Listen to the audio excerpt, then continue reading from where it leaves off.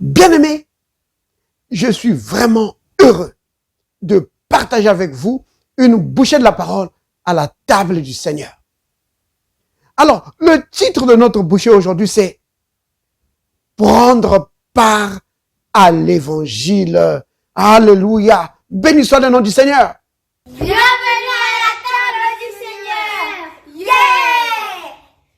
Alors, nous allons prendre notre premier passage dans le livre de Philippiens.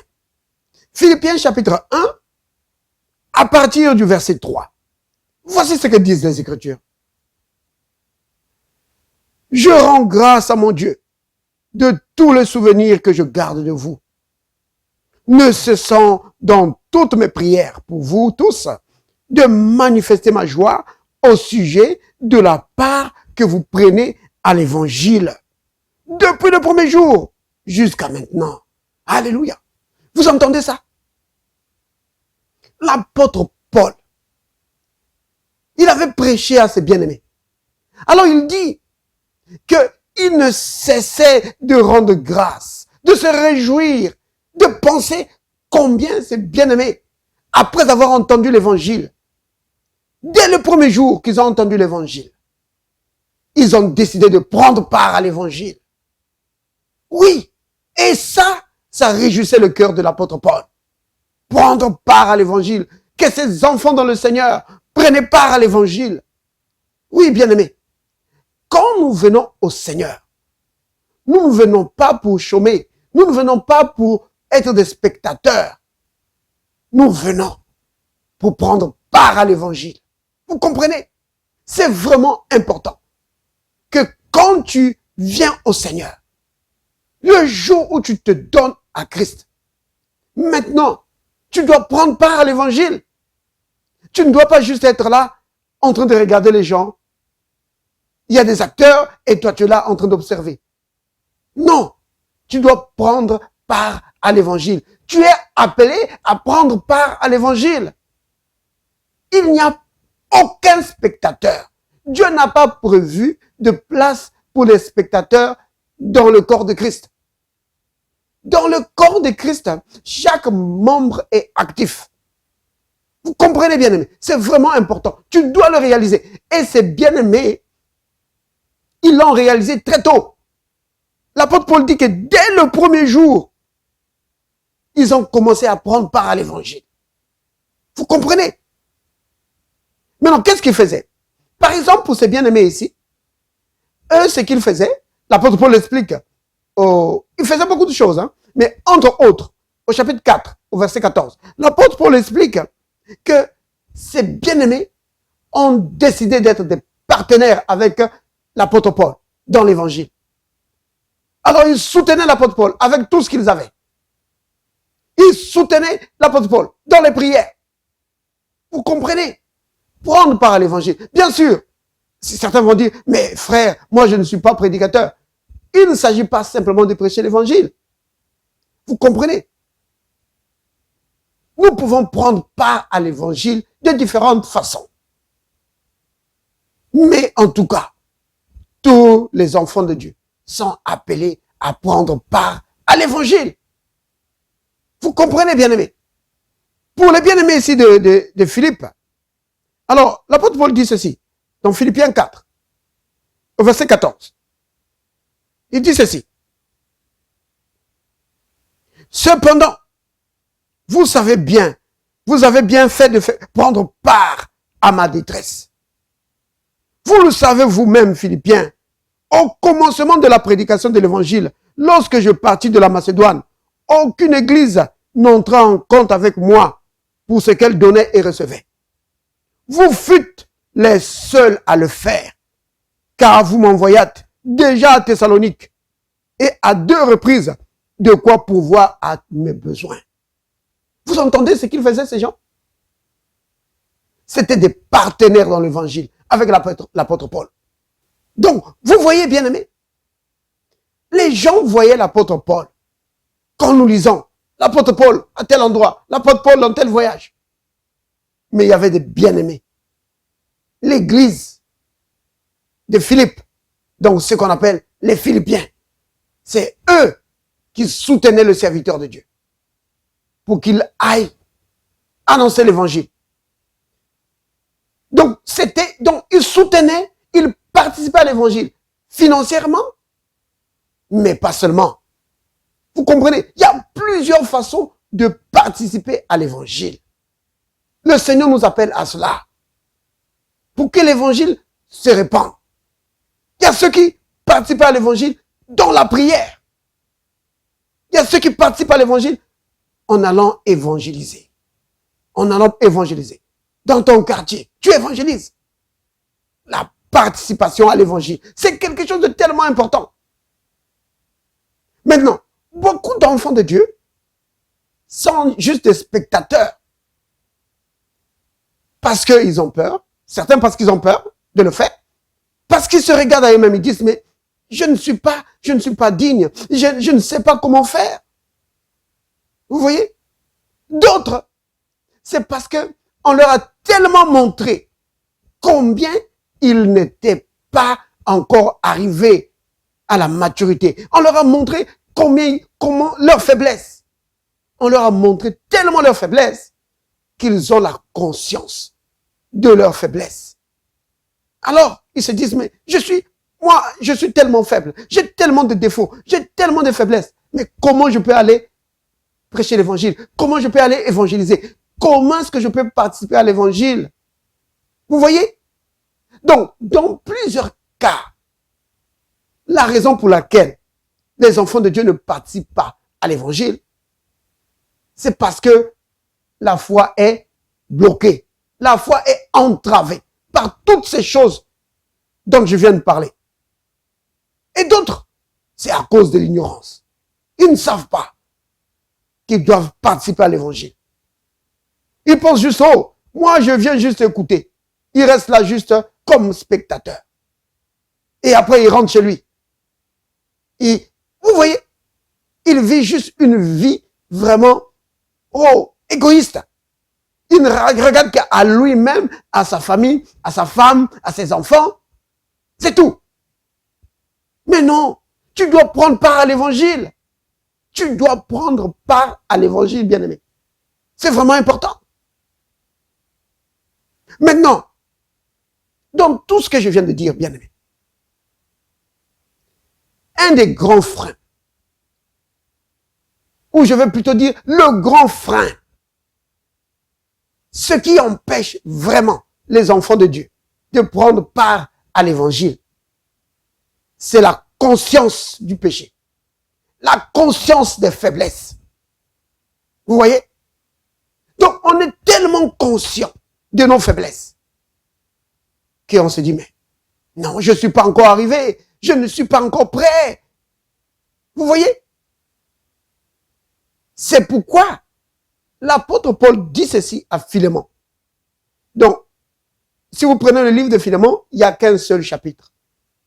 Donc, au verset 6, l'apôtre Paul dit ceci à Philémon. Que Philémon, ta participation à l'évangile va être efficace le moment où tu vas commencer à reconnaître les bonnes choses que Dieu a placées en toi. Vous voyez, bien-aimé?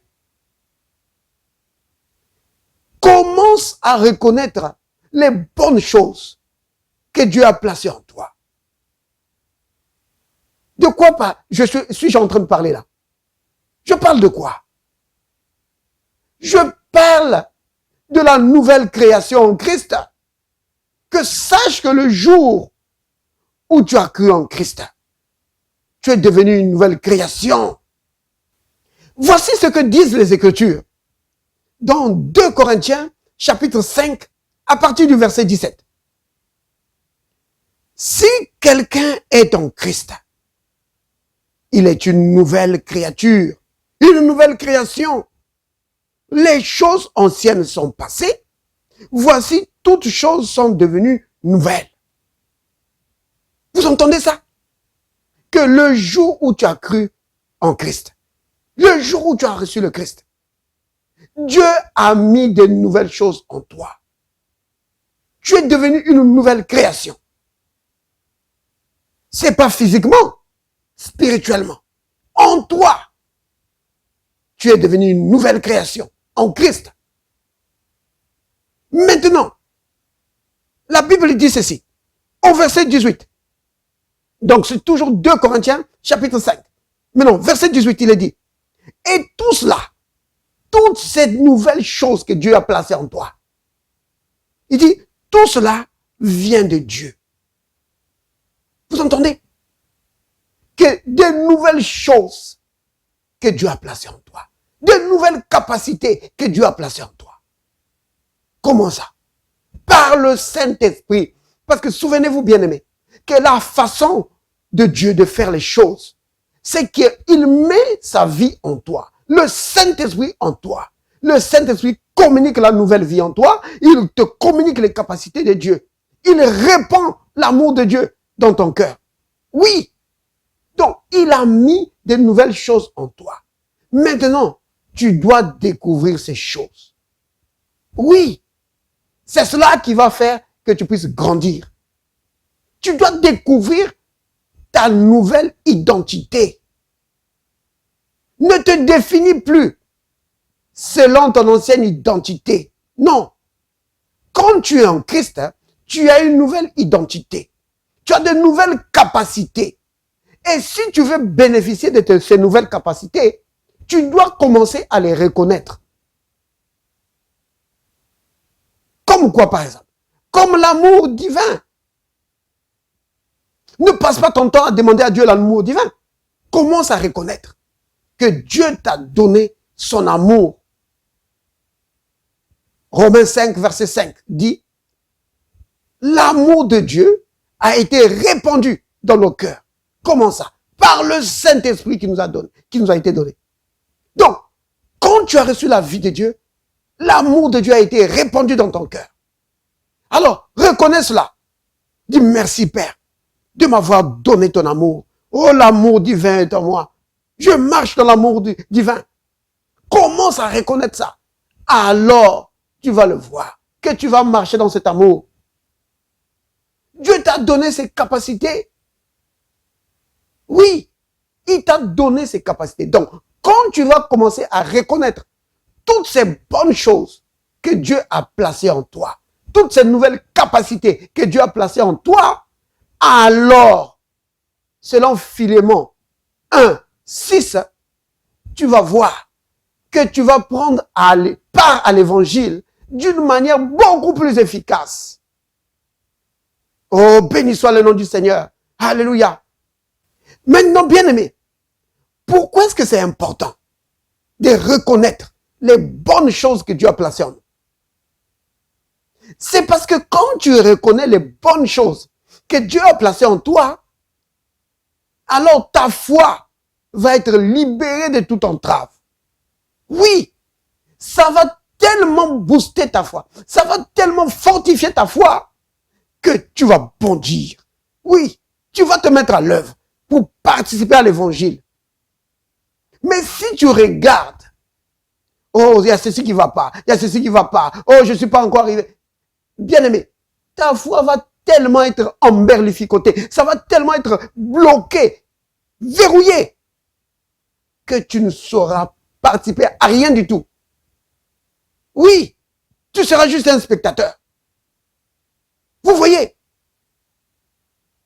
tu ne sauras même pas. Parce que ça, on voit ça dans les églises. Des gens qui ne sont même pas capables d'exhorter les autres, qui ne sont même pas capables de prier. Pourquoi? Parce qu'ils ont la conscience du péché. Ils se sentent tellement pécheurs qu'ils ne peuvent même pas prier pour eux-mêmes. Quand ils veulent prier, il faut qu'ils appellent quelqu'un. Quand il y a un problème, il faut qu'ils appellent quelqu'un pour prier pour lui. Vous voyez? Ils ne peuvent pas prier pour les autres. Non. Ils ne peuvent pas prier pour eux-mêmes, ils ne peuvent pas prier pour les autres.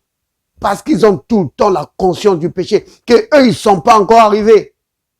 Alors, ils ne peuvent pas prendre part à l'évangile. Mais le jour où tu vas commencer à reconnaître les bonnes choses que Dieu a placées en toi, que tu es une nouvelle création en Christ, que tu as la pensée du Christ, que tu as les capacités du Christ, que Dieu t'a donné autorité. Quand tu vas commencer à reconnaître ça, que Dieu t'a donné autorité sur tous les esprits impurs, quand tu vas reconnaître que l'amour de Dieu a été répandu dans ton cœur. Quand tu vas reconnaître toutes les capacités de Christ que Dieu a placées en toi, oh bien-aimé, ta foi va être fortifiée. Ta foi va être fortifiée et tu vas grandir. Ta foi sera libérée de toute entrave. Alléluia. Béni soit le nom du Seigneur. Père, merci. Merci pour ta grande bonté. Merci, Père, de nous avoir appelés à prendre part à l'évangile. Oui, Père, merci de nous avoir donné le privilège de communiquer la vie éternelle, de donner la parole, de transmettre la parole à nos semblables. Père Saint, merci pour les capacités que tu as mises en nous afin de prendre part à l'évangile, d'être efficace. Béni sois-tu, Père, au nom de Jésus le Christ. Amen.